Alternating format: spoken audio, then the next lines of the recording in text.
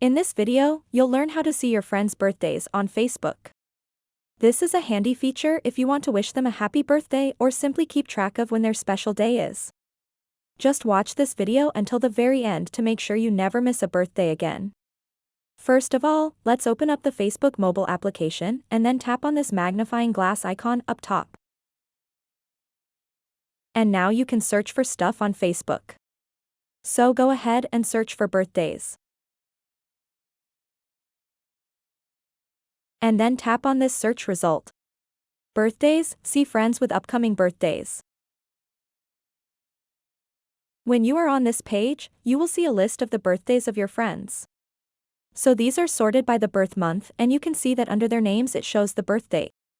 One thing to remember is that if someone has their birthday set to private in their privacy settings, it won't appear here. So, only your friends who have set their birthday to be visible to the public will appear here.